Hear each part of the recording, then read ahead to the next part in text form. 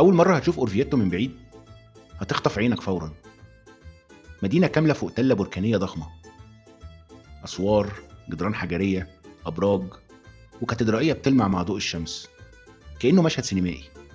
وده يخليك تسأل نفسك إزاي المكان ده مش موجود على قوائم السياحة في إيطاليا. أورفييتو موجودة في قلب مقاطعة أومبريا في وسط إيطاليا، مشوار أقل من ساعتين من روما، وبتعتبر من أهم الأماكن اللي عاش فيها الإتروسكان اللي هم أجداد الرومان. ده غير إن كان ليها حضور قوي في التاريخ السياسي والديني في إيطاليا، لأنها كانت مقر كرسي البابا لفترات كتيرة في القرون الوسطى، خصوصا أوقات الحروب والاضطرابات في روما، لدرجة إنها اتسمت الفاتيكان الثانية. عشان كده أشهر حاجة فيها طبعا هي الكاتدرائية العجيبة دومو دي أورفييتو، تحفة حقيقية من الطراز القوطي، وبتعتبر من أجمل الكنائس في إيطاليا. واجهتها مش طبيعية، متزخرفة بذهب حقيقي وموزاييك ورخام ملون وتماثيل برونز، تفاصيلها رهيبة ومذهلة. ومن جوه حكاية تانية، خصوصا الجداريات والأسقف اللي بتعتبر أجمل أعمال لوكا سينيوريلي، واللي مايكل أنجلو قال عليها إنها ألهمته رسوماته العظيمة في شابيل سيستينا في الفاتيكان. كاتدرائية أورفييتو اتبنت في القرن ال13 بعد معجزة بولسينا، ودي واحدة من أهم الأحداث الدينية في إيطاليا الكاثوليكية.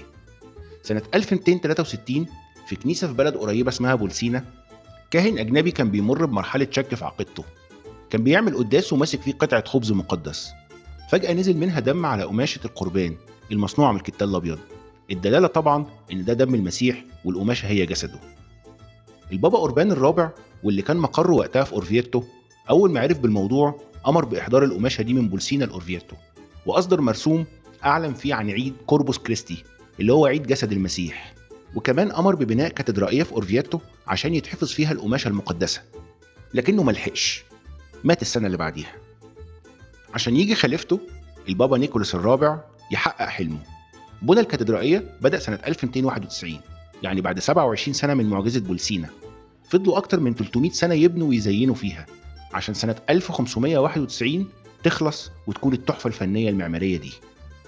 لكن أورفييتو مش بس فوق الأرض، تحت المدينة في عالم تاني خالص، شبكة أنفاق وكهوف وغرف سرية محفورة من أيام الإتروسكان، ولما جه الرومان كانوا بيستخدموها لتخزين المية والزيت، وفي العصور الوسطى بقت بتستخدم كمخابئ وملاجئ وقت الحروب.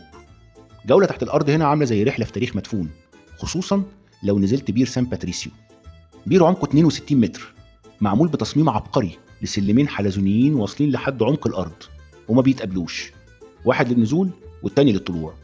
اتعمل بأوامر من البابا كليمنت السابع في القرن ال16 عشان يضمن وصول المية لو روما تعرضت لحصار، والمهندسين وقتها صمموه بالطريقة دي عشان الحمير اللي كانت بتنقل المية يطلعوا وينزلوا من غير ما يسدوا الطريق على بعض. من الحاجات الجميلة في أورفييتو هو التمشية في شوارعها وحواريها المرصوفة بالحجر، هتحس إن الزمن واقف. محلات صغيرة بتبيع سيراميك ملون وزيت زيتون، ومطاعم بتقدم حمام محشي بس طريقته مختلفة شوية عن مصر.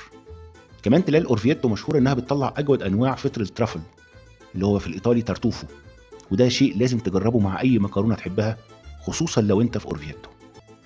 أورفييتو جوهرة ساحرة ومخفية، وكمان بتديك مدينتين مع بعض، واحدة فوق الأرض جميلة ومنورة وفيها فن ومعمار مهيب، والتانية تحت الأرض غامضة ومظلمة ومليانة أسرار. ما تنساش تعمل لايك وسبسكرايب وتتابعني على صفحاتي على فيسبوك وإنستجرام. تحياتي يا جماعة، أنا ابن يحيى، واشوفكم في الفيديو الجاي.